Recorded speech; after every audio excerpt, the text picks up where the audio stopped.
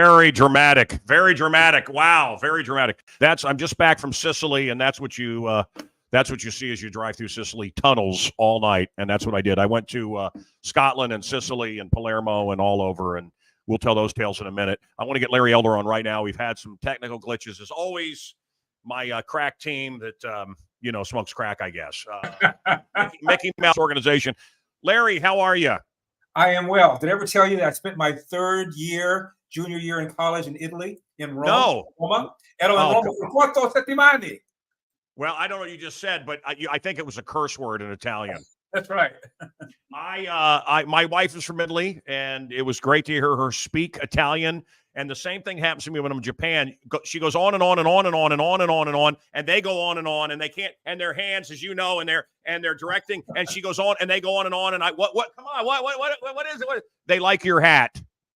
One of my favorite baseball players of all time, Mike Piazza, lives in Italy. And when I ran for governor, Mancow, not only did he support me and tweet out his support, he also cut a video and put it out there. So, I'm always fascinated when celebrities come out there and support me, because a lot of their fans don't like conservatives and they run the risk of being canceled. But he did it anyway. Wow. I like him. I've met him before, and you and I spent a Thanksgiving together. We did. And is that surreal? And you get to me with a beautiful pair of sunglasses, which I have and I treasure. I want to thank you again. Oh, good. Yes. Well, Larry, I love you. I think you're great. I like you as a guy. That sounded really weird, but whatever. You know what I mean? I like you. I like the human being. I want to start in you've done this. I've done this to death. So I want to start in a very uncomfortable area. Can I just start uncomfortable? Anywhere you want to go. Okay, I'm telling you where my mind's at. Okay. My wife was on the RFK Jr. Town hall. Apparently, he commented how attractive she was to a few people. That's fine. She's attractive. But I think the headline today was supposed to be RFK Jr. assassinated. That's really what I think the headline was meant to be. Why am I laughing at that? Why are you laughing at that? Yeah. Why are you? It's even sicker for me to laugh at it than for you to say it. The stuff that I know behind the scenes, how much this White House is trying to destroy RFK. Right. And look, you're running for president. You don't want him against you, but I know you don't want the man to be assassinated. The fact that our government is not helping him in any way, in fact, trying to destroy him. You know what happened with somebody infiltrating his crew. Right. I mean, and the fact that my mind could even go there, that was the headline that was meant for us today. That just tells you where we're at. Well, there's no formula for when a candidate gets Secret Service. At some point, they feel that you become relevant enough that you should get Secret Service. If anybody deserves Secret Service, it's RFK Jr., given the history of his family. And I'm shocked that he doesn't have Secret Service protection. Okay, and I'm just coming out from the world, and I've heard some things. And did they find the jet? Do you even know? I don't know. An hour or so ago, there was a jet missing, and okay. They can't even find out who brought crack into the White House, so I'm not surprised they can't find the jet. Yeah. Did you? Yeah. Well, there's the jet. It's missing. It's for sale for $80 million. This is the full Biden laptop report. Have you seen it? I have not seen it. Wow. And the trail of corruption, which I guess is okay. I guess it's okay. Well, and go ahead. Well, I was going to say, what's scary is you mentioned the laptop. The FBI has had that laptop since 2019. Had the computer guy not made a copy of it, and ultimately it ended up in the hands of Giuliani, we wouldn't have even known about it. Yeah. Had the Republicans not taken over the House, we wouldn't be having the investigations about Hunter Biden and about Joe Biden. Had Elon Musk not bought Twitter, we would not have known about the collusion between the government and the FBI, the DOJ, in suppressing any kind of dissent about COVID lockdowns and mask mandates and vaccine mandates. That's how thin an ice we're on right now in America. And it is scary, Mancow. It really is. Yeah. Yeah. Mm-hmm. My God. I mean, think about what you just said. And this I can't believe this is a real conversation. Congress now doesn't have to dress up because Fetterman wants to wear hoodies.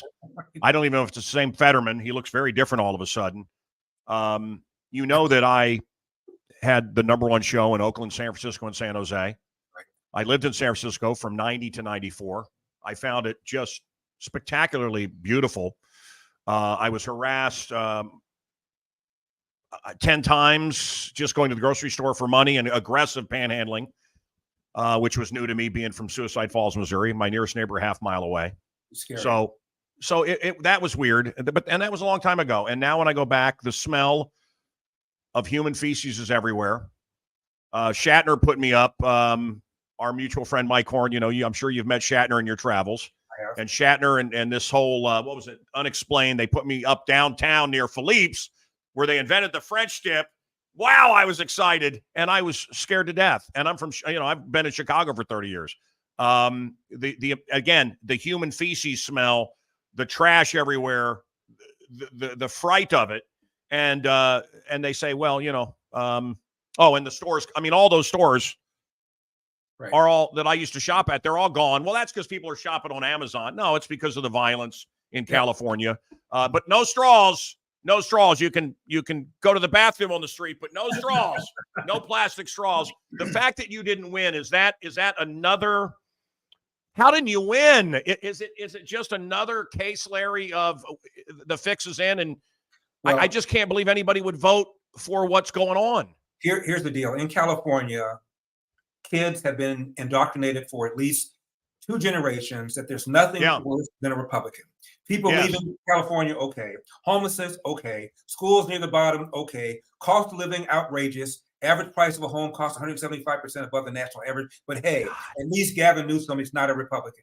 And if you look at the ads during the recall, over and over again, Obama cut a commercial, Warren cut a commercial, Kamala Harris cut a commercial. Joe Biden flies in and says Larry Elder is the closest thing to a Donald Trump clone as I've ever seen. And the ads over and over again, Mancow said, stop Republican takeover. Not Gavin Newsom doing a great job for the people of California on crime, on homelessness, on shutting down the state in a more severe way than anybody else did. Stop the Republican takeover. And they were able to be successful because they brainwashed Californians into believing there's nothing worse than a Republican, especially one named Donald Trump, who they think is a fascist and a Nazi. My friend Shane, who works at Silver Trident in Napa, was saying, wait, you're talking to Larry Elder? He was kidding. You're talking to Larry Elder, the white supremacist? I mean, they build you in California as a white supremacist. It's madness. I'll get my title correctly because I worked very hard for it. Yeah. I'm the black face of white supremacy. That's exactly what my friend Shane said. You mean you're? He goes, well, I'll be watching. Of course, we love Larry, and anyone who isn't an idiot in California. I mean, you really could have saved him. But things have gotten better, right? I mean, Newsom stepped up, and things are better now. No, they've not gotten any better. And by the way, the woman that called me the blackface of white supremacy is named Erica D. Smith. She's a columnist with the LA Times. Yeah. When Karen Bass ran and got elected mayor of LA, first black female, she wrote, Karen Bass is now the first black female mayor of Los Angeles, quote, and this is a big deal, close quote. I would have been the first black governor of the state of California, and I was a blackface of white supremacy. The bottom line is Karen Bass had a D at the end of her name. I have an R in her name, whole different deal. New York Times, big article about me. Never once mentioned my race, never once mentioned that if I got elected, I've been the first black governor of California. And I'm fine with that. It's about time we start talking about people's qualifications or lack thereof without talking about their race or their gender. But the very same day, very same newspaper, New York Times, big article about Kathy Hochul, the, quote, first female governor of New York, close quote. And she was appointed. She didn't even win the race to get the job. So it was relevant that she was the first because she's a D at the end of her name. I would have been the first black governor of California, and they don't even mention my race. Hello, is this thing on? Larry, are you ready for my biting sarcasm? I'm always ready for it. You're very articulate. I always hate that whenever an African American or black or whatever you want to say, whenever he's articulate. It's such a effing insult, and they all say it. The white and black Democrats. Oh, he's articulate. Yeah. Like anyway, Larry, I got to tell you, Jan Winter, I want to say Jan Hammer, who wrote, you love trivia like I do, but the guy behind Rolling Stone, he's a guy that left his wife for some male model. And I've had, I don't say encounters, but being in the business, whatever. I had to fight him to get the Moody Blues into the Hall of Fame. It goes on and on. I'm not a fan of his, but he put out a book. It was his book, and it comes out, and it's a musical book, and it doesn't have any, I guess, gay or black people in it. And he's now destroyed. And the revolution eats its own. It couldn't happen to a better guy than this guy, Jan Winter. Can't stand him. But I said to a guy who you probably know, I said, who cares? And he said, well, who would you have in your book? I said, it would be all white men. Sorry, it would be all white men. And Larry, I'm talking about the book is about his interviews. And it would be Peter Gabriel. It would be Mick Jagger. It would be Paul McCartney. It would be John Anderson of Yes. And if I was doing a book on my favorite rockers, that's who it would be. And my friend says, well, what about Etta James? Well, I'm not a fan of Etta James. She's not a rocker either. Well, yeah. Well, what about Hendrix? Well, Hendrix is dead. I'm just saying the fact that Jan got hammered not because he didn't have any gays or blacks, because they were all white men. That's why he got hammered. And I read the article, and if I were doing, I did too. Series of interviews about my favorite people, it would be Smokey Robinson. It would be people like that. But I'm not. Wait. You know. I told you my Smokey story. Tell me again. I mean, Smokey could make the book now that I think about it. But just off the top of my head, my favorite rockers are usually white Englishmen. Sorry. And no, Smokey. I sat down at the Derby. I told you this story. I think I've told you a couple times. I sat down next to at the Derby, and oh my God. You're Smokey Robinson. I don't care if I can't react that you're Smokey Robinson, then I'm dead inside. You are a god, small G. Thank you. Yeah. And of course, I told him the story about when I went to see him and he did Being With You, and the crowd went so crazy, and he did it again. I never do. Anyway, and he and his manager said he does it at every concert. He's at every concert. Oh, you like that song? I'll do it again. Anyway, that's kind of his thing, I guess. But smoke. But wait, Larry. No, I just, God, that is the world I love. That's the world you love. I grew up in the world where Motown and Smokey went into the Rolling Stones. It wasn't, this is the black station. Here's your black music section at the store. Here's your black section. Now, when you look at movies, here's the black experience. Shit, man, I just want a good movie. Now, I got to tell you my Berry Gordy story. I don't think I told you this. This is about 30 years ago. I'm at a party, and someone introduces him to me and tells him that I'm a Republican. And Berry Gordy said, I would rather talk to somebody in the Klan rather than talk to somebody who's a black Republican. And he walks away. Well, then, as you know, he sells Motown for a bucket load of money, got hammered with taxes. And then I saw him at a party about maybe 20 years after this. And I said to him, you remember we talked a long time ago and you were informed I was a black Republican? You said you'd rather associate with the Klansman than a black Republican. I noticed you paid a boatload of taxes. How do you feel now? And he said, and I quote, well, I've evolved, end of quote. There you go. Married to Diana. He was married to Diana Ross, right? No, they never got married, but they did have a love child, allegedly. You know, a great song. My wife, this is something, Larry, I know, we're not talking about the stuff people want us to talk about quickly, just because this is what we really talk about. But anyway, it's not all, Trump and Biden. And anyway, my wife is younger than me, and she just missed it. I think anyone under 30, maybe anyone under 40, they don't know what Diana Ross is. Right. And it's bizarre to me because she was such a star and everything sold out and she can't sing anymore. But my wife's just at that age where Diana Ross, anyway. The older we get, the more difficult it is to make references because a lot of young people don't know what you're talking about. Yeah. For example, I was talking about how I didn't make the first debate stage. Notice, Mancow, how I put it back into politics. I didn't make the first debate stage. Yeah, good. I'm trying to make the second one. And I said to a young reporter about this, I said, and if I do make the second one, it'll be the greatest comeback since George Foreman. And he gave me this deer in the headlight look. I said, you know what George Foreman is, don't you? He said, is he the guy that has the grill, the hamburger grill? Yeah. Honestly. They say don't meet your heroes, and I always use that story. I met George Foreman, and he tried to sell me a grill. Oh, but I did enjoy our conversations about God. That was he's a God guy, and I think he's sincere. And okay, so The debates sure could have used you. What did you think of? We're going back a few weeks. What did you think of? I thought I can't stand Chris Christie, but I thought, wow, he's a very skilled. And I thought he failed and nobody liked him. But I thought he's pretty skilled. He was pretty impressive. Well, I don't think anyone's going to vote for him, but no. Yeah. What bothered me about Chris Christie is he referred to Donald Trump as an insurrectionist. I mean, you can call him what you want, but this business is about calling Donald Trump an insurrectionist because he tried to hold on to his job on January 6th. Look, Mancow, after the Democrats lost 2000, Al Gore, of course, sued George W. Bush. The first week of January 2001, the Democrats made exactly the same argument that Donald Trump made in trying to decertify Florida. There's about a dozen House members who tried to do that. Fast forward, 2004, W gets reelected. He carries Ohio by over 100,000 votes. First week of January 2005, 30 House Democrats plus Barbara Boxer joined together to try to decertify Ohio. Fast forward, 2016, Donald Trump wins. 9 states were challenged by the Democrats the first week of January 2017 versus the 6 that Donald Trump challenged first week of January 2021. Nobody called them election deniers. Nobody prosecuted them, and their lawyers were not facing disbarment.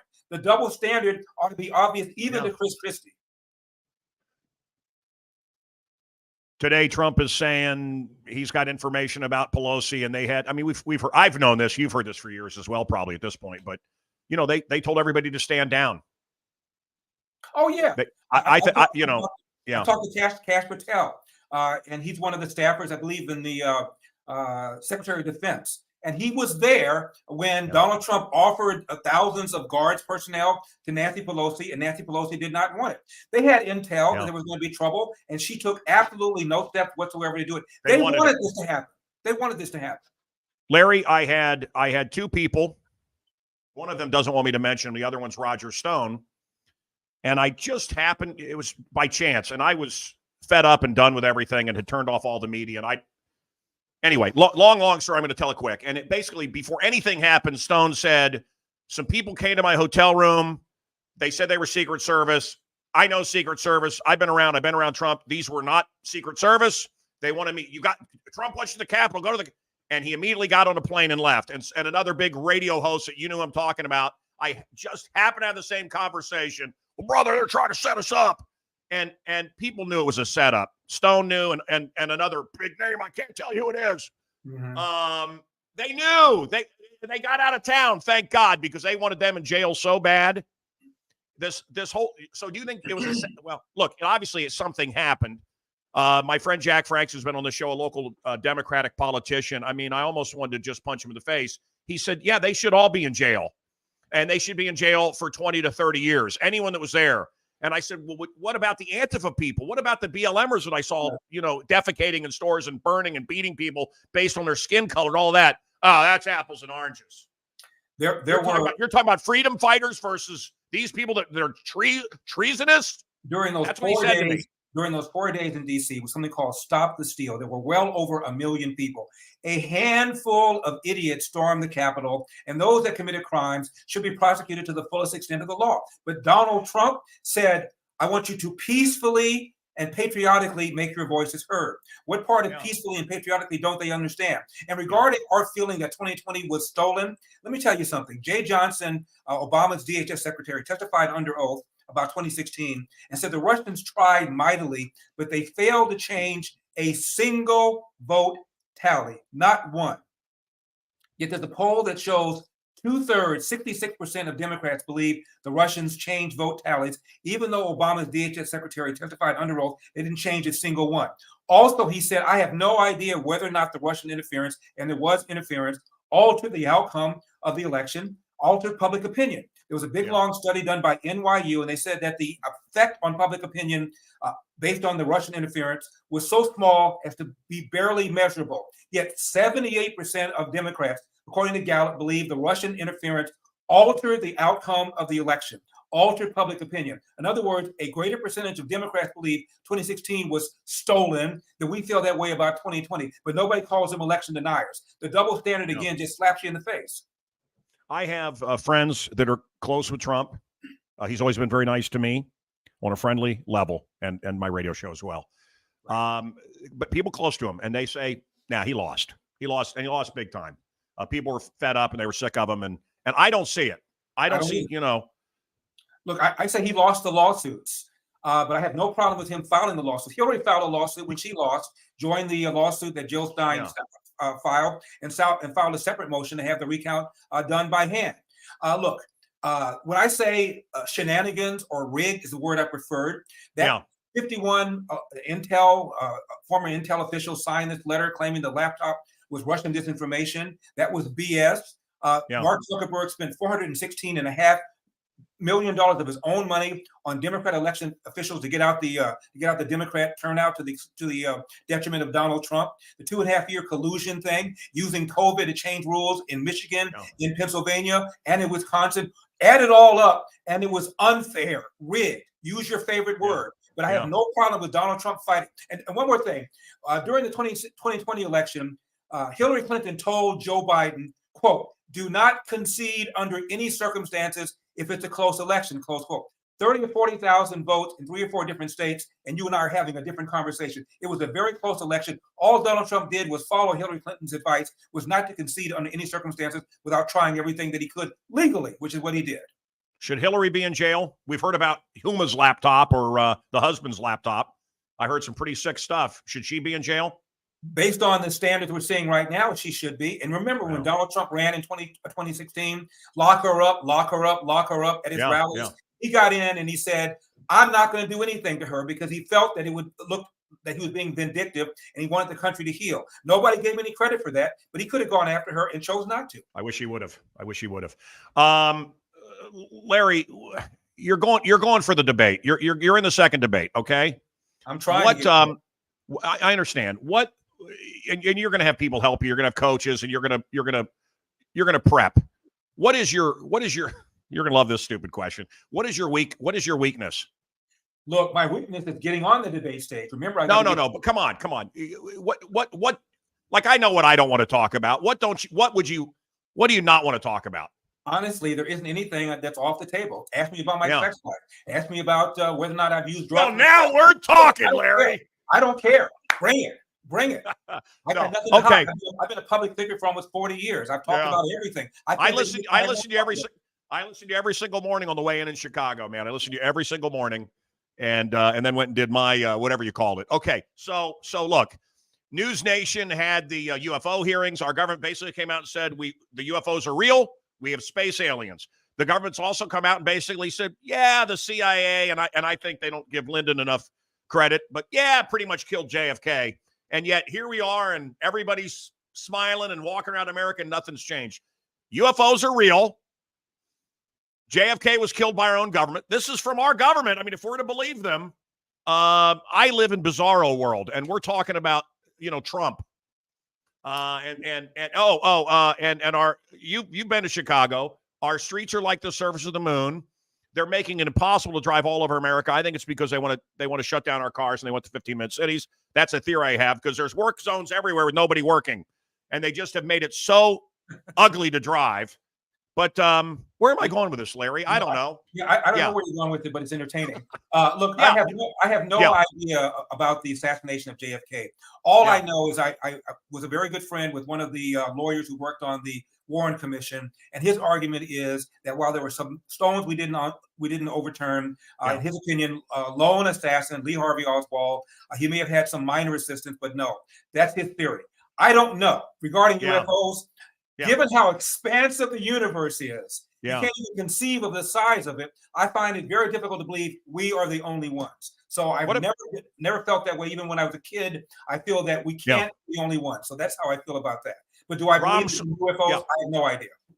I don't know what it is about, and I like Trump right away, and everybody said I was crazy, and I think I'm on record as one of the early ones going, no, he's going to win. Oh, that TV reality star. Ramaswamy isn't hitting me. What am I?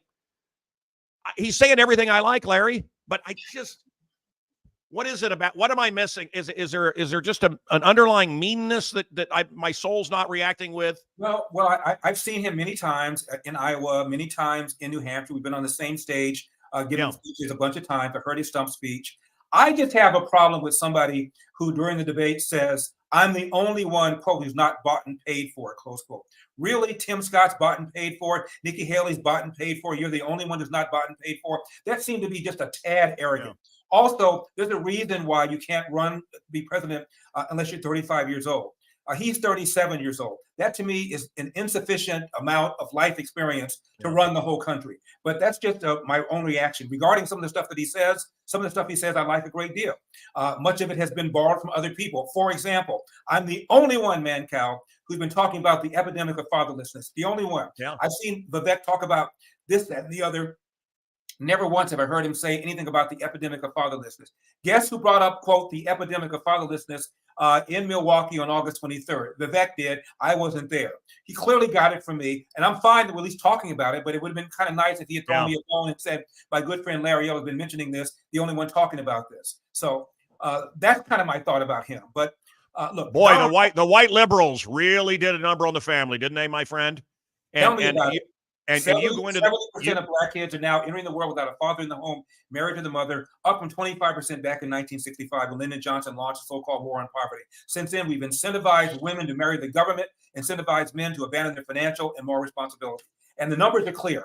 You're 5 times more likely to be poor and commit crime, 9 times more likely to drop out of school, and 20 times. Let's just end it. Larry, let's just end it. You're the president. That's it. Everybody in Chicago that just heard you, okay, you win. Goodbye. Can we just stop all the bullshit until the election? If Trump can't get in, you're the guy. Come on, that was great. Let me give you another. I'm with you. Well, wait. Let me just say, having broadcast from prison and been in prisons, there's one thing they all have in common. One thing: no daddies. No daddies. So I'm on Charlemagne the God, and I'm telling him what I told you. And of course, I was in a movie with him. He didn't want to hear it. I said, all right, Charlemagne. A young Black man, aged 10 to 43, is 13 times more likely to be murdered than a young white man, same demo. The number one cause of preventable death for a 19-year-old white male and under is accidents, like car accidents, drownings, drug overdoses. The number one cause of preventable death for a 19-year-old male and under is homicide, almost always killed by another 19-year-old male and under. Blacks account for 60% of the homicides, the shootings, and the robberies in America. Unless you're prepared, I said, to say that Black people are just genetically inclined to commit more crime, and I know you're not prepared to say that. If it isn't fatherlessness, please tell me what it is. He had nothing. Larry, great stuff. Do you think something fishy happened in Miami or in Maui? Do you think something fishy happened in those fires? Yeah, something fishy happened. The pressure on the power companies, the utilities, to go green, and they're not spending the kind of money that they could be spending to put power lines and things like that underground. Same thing out here in California. The reason we're having these fires, the reason they're so intense, the reason so frequent is because we're pressuring the utility companies to spend money on wind and solar and less money on fire remediation and putting power lines underground where they're much less likely to start fires. Yeah. All this stuff is because of this climate change, extremism, and alarmism that really is getting it's all nonsense. It's nonsense. I told my, I remember 9/11, go back. And they did, and they died. And during a school shooting, I told my kids, don't listen to your teachers, run, get out of the school. Don't sit against a cinder block wall and wait, run, disobey them. The people the roads were blocked off in Maui, and the cops, setting them back into the fire. And the people that disobeyed lived. I wonder how many people are ready to disobey what's coming for America. Do you think the mask mandates are coming back? I went to Mullins hardware store, my little local hardware store. I could walk over there, and God, it was heartbreaking. They're all muzzled up, and everybody's very angry because I'm not. I really hate it. You don't think mandates are coming back? Well, I'm in California. This was the most mandated lockdown state in the union, and I remember when Gavin Newsom issued the edict: shut down your business, shut down your schools. Because I'm media, I was exempted.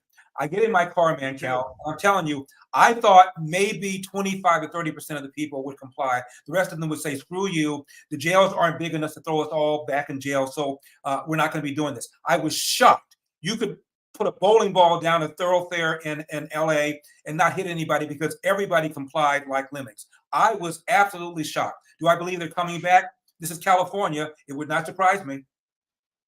Biometric IDs, medical IDs to travel, cashless society. I mean, I think the trend is not our friend. I think it's coming.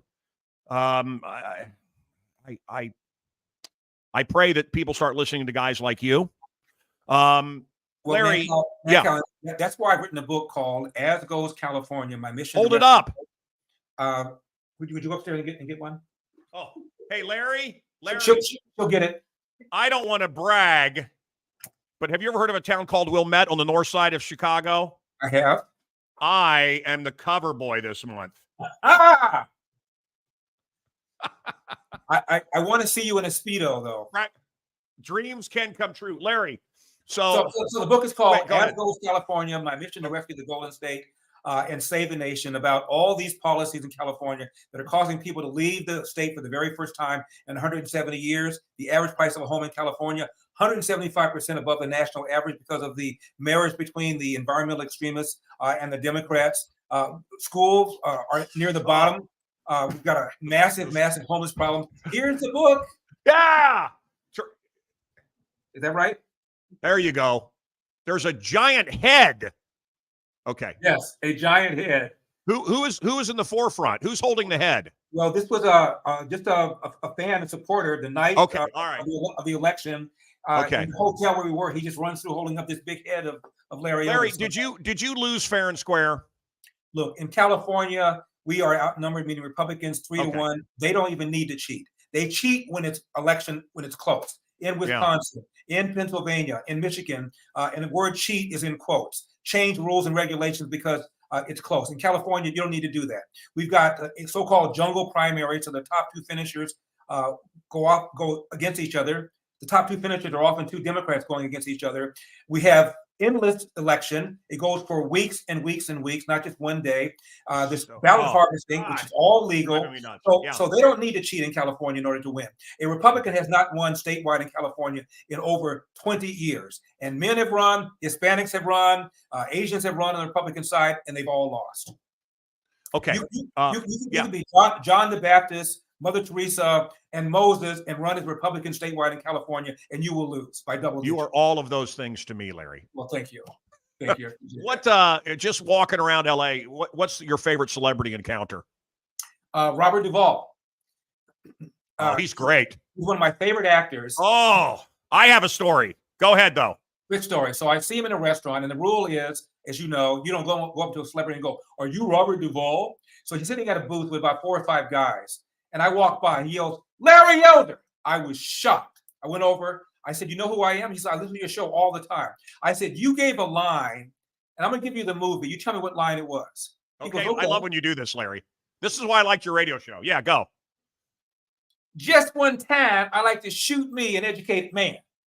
And he went, so I did it again. "Just one time, I like to shoot me an educated man." He went like this. He said, "Larry, I've done a lot of movies." Is it the Great Santini? No. Lonesome Dove. Lonesome Dove. Lonesome Dove. Yes, of course. Just so mine is. I like to shoot me. He was, "Larry, I've done a lot of movies. It's just hard." I do the movie. I get done. I get paid. I move to the next one. What can I tell you? It wasn't Lance Reddick. Who's the actor from The Blacklist? Do you know? All right. Who's James Spader? Spader? No, his boss. I think they killed off the character. But he was in here and basically just said, that Obama, he's a Shakespearean actor. You'll yell out his name. But anyway, Shakespearean actor, you'll know who he is. I just can't think. His name just escapes me. But he said, no, I trained Obama. When you see Obama, you're seeing me. And Obama's an actor, and he's telling me all this stuff. And I said, anyway, he got in big trouble. And he said, "Don't play it again." I said, "Fine." This is years ago. So Duvall's in my studio. And sometimes they're talking, and I'm like, you're on. I want to make sure you're on. And he said, and again, this is 15 years ago maybe, but he said basically, Spielberg's a commie. And I said, you're on the air right now. Robert, you're on the air. He goes, "I don't give a shit."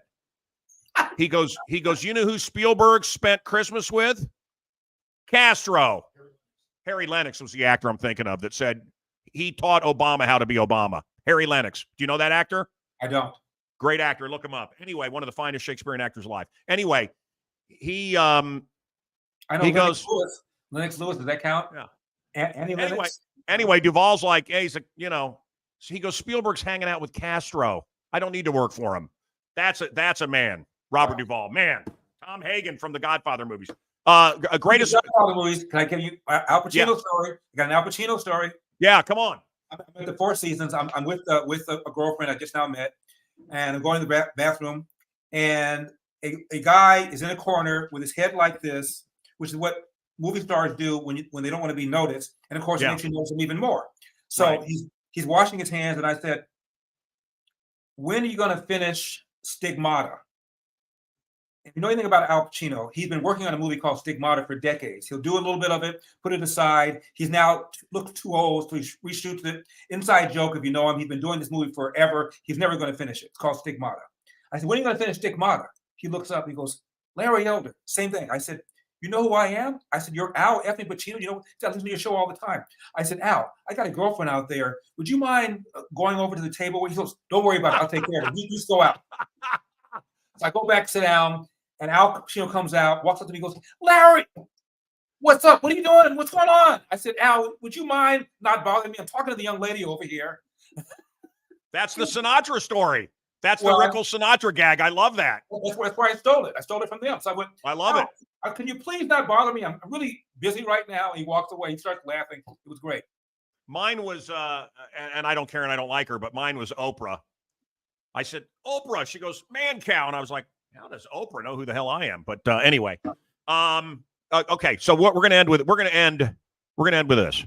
No, we're going to end with going to LarryElder.com. Throw something in the tip jar. Get me up there in that debate stage, because I spent about $500,000 the last few days on commercials to try and get my numbers up to 3% to qualify for that next debate on September 27th out here in California at the Ronald Reagan Library. LarryElder.com. Okay. Larry, thank you. LarryElder.com, and I know my friends and fans have donated, and I've donated, and boy, I just am just thinking here. I never thought I would really dislike Mike Pence. Boy, did he make himself hateable in the last debate. I just really couldn't stand him, and I can't imagine having that as your partner and your sidekick in the battles that Trump went through. He really had a lot of, he had a lot of bad people around him, man. He had a lot of bad people. Again, I know all these guys because I've been on the stage with them in Wisconsin, and Iowa. So I've heard Mike Pence speak maybe half a dozen times. He's heard me speak. So he gets up there at one of these events and he goes, "My good friend Larry Elder said so and so." Maybe I've had 45 seconds of conversation with him all together combined, and now I'm his good friend. So whatever. So Dick Durbin comes up to me and he must have thought I was somebody else. Yeah. And it was just me and Dick Durbin. And he says, "I can get anything I want." He goes, "Everybody's talking about Trump." He goes, "I get whatever I want. I get whatever I want from Trump." I said, "Really?" He goes, "Yeah, I call Jared, and Jared's on our side, man. Jared's on our side." And I talked to Ivanka. She's also one of us. Wow. And you know who you were, apparently. Yeah, but think about that. And I never liked Jared. I never liked him. And Trump had some real worm tongues around him. Well, I'm as bothered by the $2 billion that Jared got from the Saudis as I am by all this Biden crime family money. Yeah. We ought to be outraged about both of them. And what I've heard is that Trump is angry also at Jared for the $2 billion he got with no real experience in investing. My understanding is the 5 or so people at the Saudi investment firm, including the Crown Prince, 4 of them did not want him to get the money, and they were overridden by the Crown Prince, who gave him the $2 billion. So it's all corrupt. Larry, again, your show was all over the place as mine was. So we're jumping off politics. Put up his website again. That'll make him happy. He'll sit here for a few more minutes. Put up the website real big, Ralph. And you don't have to say more. Listen, Larry, you don't have to say more than the answer. You don't have to extrapolate, okay? All right. Great. 2 questions. Greatest movie and then greatest American movie. Greatest movie ever. My Country for No Country for Old Men. Coen Brothers. Oh, wow. Coen Brothers. Okay. Outstanding. No Country for Old Men. Okay. Greatest movie ever. Greatest movie. Let me tell you mine. Okay. The Third Man, English film, Orson Welles, greatest movie of all time. Greatest American movie, Godfather. That's to me. I think Godfather 2 was even better than Godfather 1. Well, I consider them together. And I was just on the steps of the Opera House 3 days ago in Palermo. Although, don't forget the Texas Chainsaw Massacre 3D. That was a classic. Underappreciated. Hey, wait. Did you like Dennis Hopper in Texas Chainsaw Massacre 2? I did. Oh, with the chainsaws, chainsaws on his waist. Oh my God, that was great. He was that was great. Okay, all right. So he was nominated for best use of a chainsaw by a supporting actor. Okay, so this is almost the ending. Almost. Just because I love your pop culture knowledge. I say I'm gonna keep it a little bit longer than I wanted because I got a few more questions. But I say Dick Van Dyke, greatest sitcom ever. No, Leave It to Beaver. Oh, Larry, I want to tell you something. You're right. And you can you believe how good that show is? And while we're talking about celebrities, Barbara Billingsley once bid in order to have dinner with Larry Elder. I sponsored a charity called a place called Home, and she's on the board. And she spent a lot of money to have dinner with me. And Mancow, she is just like June Cleveland. That sweet, that eloquent, that nice. She's no longer with us, so I can say now she's one of us. She was a conservative. And because of her, I met Tony Dow. I never met Jerry Maverick, but I also met Tony Dow. Met all of them. Met all of them. Down God, do I love that show. To be the best sitcom ever. There's one episode recently I watched where he pays off one of Beaver's mistakes, and the mom says, "Did we do it right?" And she goes, Ward says, "I don't know. We do the best we can. I don't know if we did the right thing," right. Which is what a lot of parenting has been like for me. I just don't know. I think there's a woman that played, I don't want to get her in trouble. There's a woman that played Marilyn Manson, that played Marilyn Munster. I don't want to get anybody in trouble because, she may be a Larry Elder fan. I just want to tell you. Right. I'll tell you more off the air. Right. She's Pat Priest, has quite a background. You should look up her background and who her mother was. I will. A very famous politician, and she's an Elder fan, if I remember correctly, and I believe I do. Okay, so we did that. Wait, hold on. Genesis, Kinks, Moody Blues for me. Who for you, musically? Obviously, Smokey. Well, my favorite singer, R&B singer, is Levi Stubbs, the lead singer of the Four Tops. But they're not my favorite group. The plant from Little Shop of Horrors, yeah. That's right. And by the way, he had an opportunity, especially after doing that film, to leave the group and go solo. And he did not, even though far and away he was the most important part of that group. They were together for about 50 years. They met at a party and they stayed together the whole time. Meanwhile, Diana Ross became Diana Ross and the Supremes. Martha became Martha Reeves and the Vandellas. They all broke out, became on their own. They go to Levi Stubbs and said, "You want to change your name to Levi Stubbs and Four Tops?" He said, "Absolutely not. We made a deal 50 years ago. I'm sticking to it." Larry, I think that guys like you and I, with our significant others around our loves, I think we're very annoying. I think, I just think about our conversation. We're talking about Jack Benny. We're talking, the stuff we were talking about. You and I do have, and it makes us a good, right?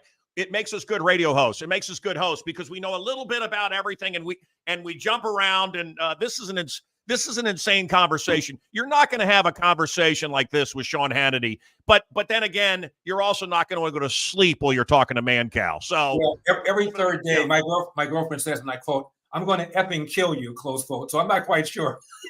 No, but you and I and Horn and all these guys sitting around. Hey, I remember one time we got the first copy of, and then we took this call. It's, oh God, are we tedious to be around? But I think best investment I ever made. I bought the Fantastic Four #1 when I was like 11 years old, paid 10 cents for it. I was recently offered $15,000 for it. My best investment. What's your best investment? It's a great question. Ask you that. Oh my God. No. I haven't. You ready for this answer? I am. I had Mark Goddard's shirt from Lost in Space. Mark Goddard's still alive. Wow. Lost in Space, 1968. His shirt. Danger. Correct. My favorite show, and I was I'm friends with all the living cast members, and I was friends with Jonathan Harris. Okay. Remember, Guy Williams played the lead. He died before I was, yes. Zorro. Amazing. Elegant. You should look at his screen test. It's on YouTube. I've seen it. Yeah. He went off to Spain and married like some fabulously wealthy person and became Right. like Right. this prince of this town, and he had this whole other world after Lost in Space. Anyway, Lost in Space was a great TV show from the 60s. Anyway, although some people should keep the mustache, he was better with the mustache. $1,500, Like the Alex, shirt.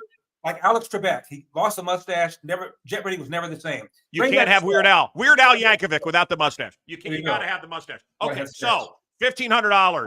Tom Selleck, got to have the stash. A guy says a Japanese investor gives me the first drawing of Matt Jeffries did of the Enterprise.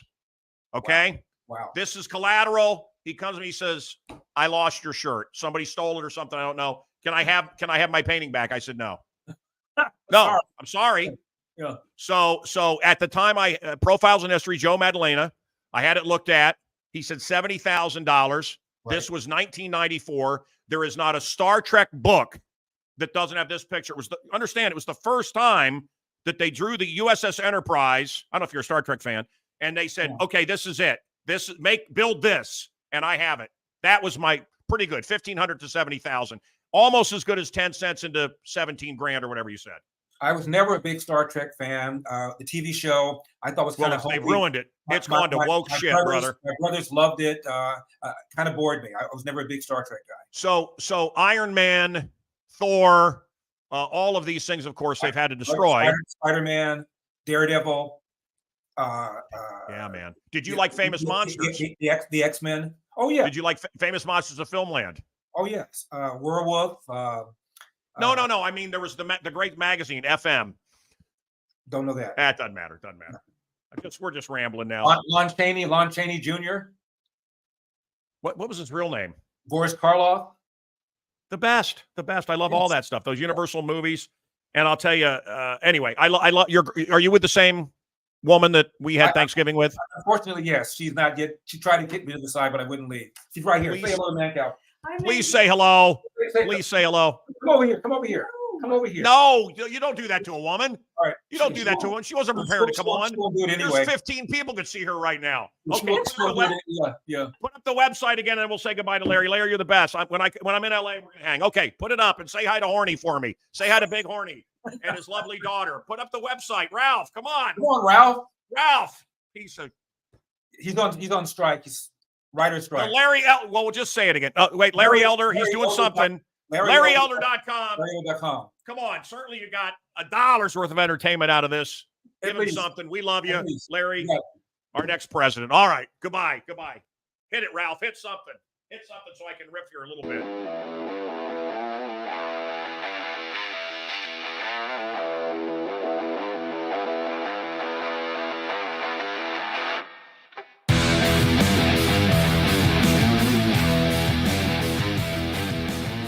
October 5th, Arcata Theater, Ron Onesti's Arcata Theater. We are doing a live show.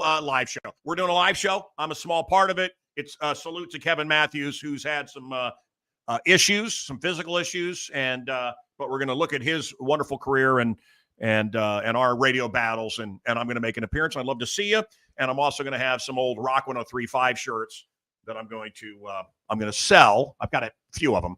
I'm going to sell at the concession stand there or whatever that is. 15-minute cities, are they coming? I believe the traffic we're seeing in Chicago is by design. Lockups, are they coming? My banker and I have had a battle. Will we see lockups come?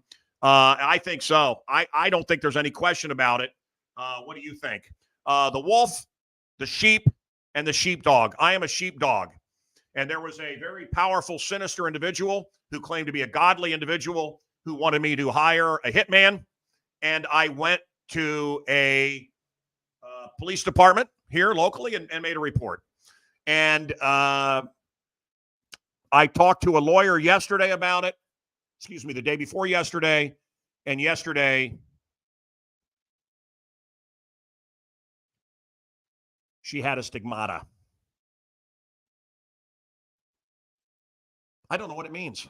I mean, I know what it means, but I think we are dealing with angels and devils. We're dealing with good versus evil. And if you're not going through something right now, you don't matter. And I've said it before, and I'm saying it again. Is evil coming against you? Time is short, brothers, sisters. If evil is coming against you, you're doing something right. Evil is having a heyday right now. You know that feeling you got when the second plane hit? Is that the feeling that you have? I do too. Yeah. Yeah, that's the feeling that I have right now. By the way, I want to tell you that those that disobeyed are still alive. Nobody that didn't get, you know what, is regretting it. Those that disobeyed lived. Those that disobey will live, and they will see the kingdom. Those that disobeyed in Maui lived. Are you ready to disobey?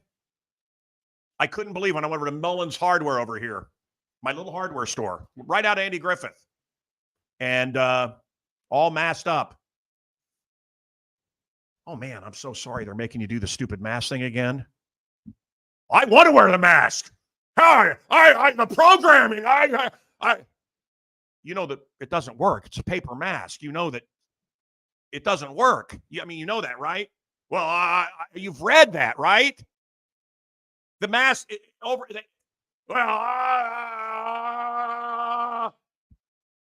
shit, man. You shut these people down with facts. Biden wants to make it the law that you can only have 2 drinks a week. That's what they want to mandate. 2 drinks, 2 alcoholic drinks. I showed that. It's out. Good luck finding it. It's the hottest issue they've ever had, they told me.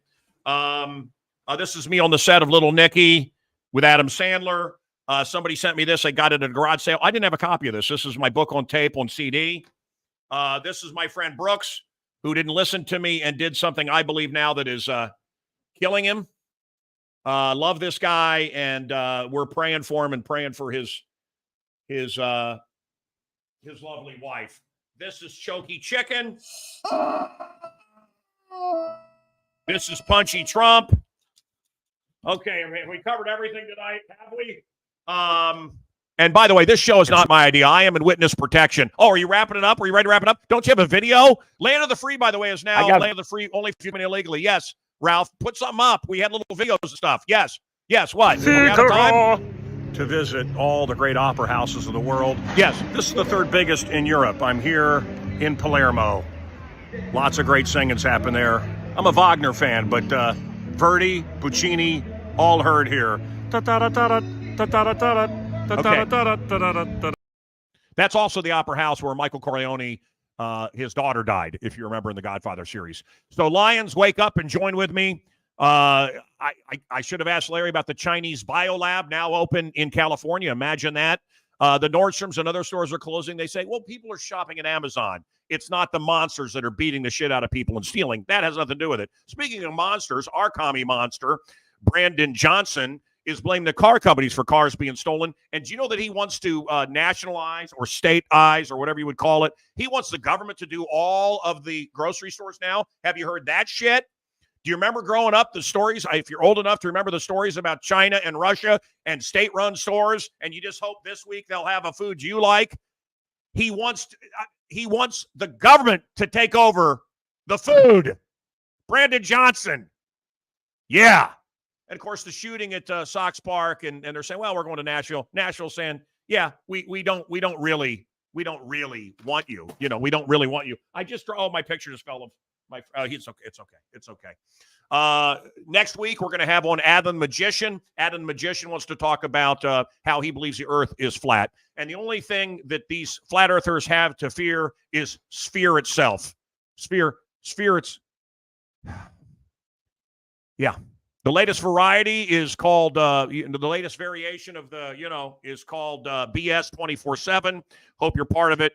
And Trump, boy, saw somebody today with the mugshot on the shirt. Boy, did that backfire on the commies. The Trump mugshot. The movie Christine. I don't know if you've been seeing some of these electric cars that are catching fire, but I was thinking about Christine driving around on fire. It may have been a Tesla. The masses are asses. Will you mask up? Will you fight back? Will you speak up? God, I hope so. October 5th, Arcata Theater. I'm there. I mentioned it. To all of you that I saw at the taping of the 30th anniversary at Madame Zuzu's, of Billy Corrigan's Siamese Dream 30-year anniversary. It's going to be a live record if you don't know that.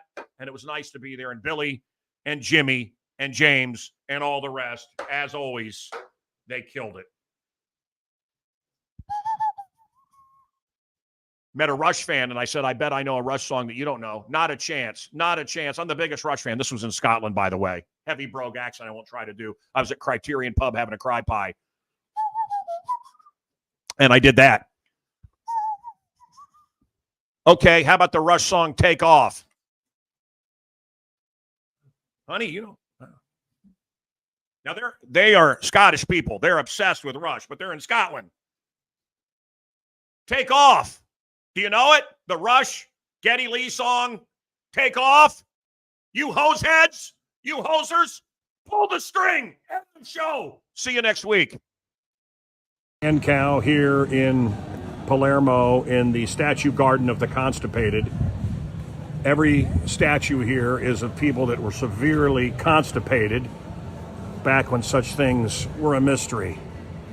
Just people just dreaming that they might pinch a loaf. But of course now they're long dead and forgotten. The end.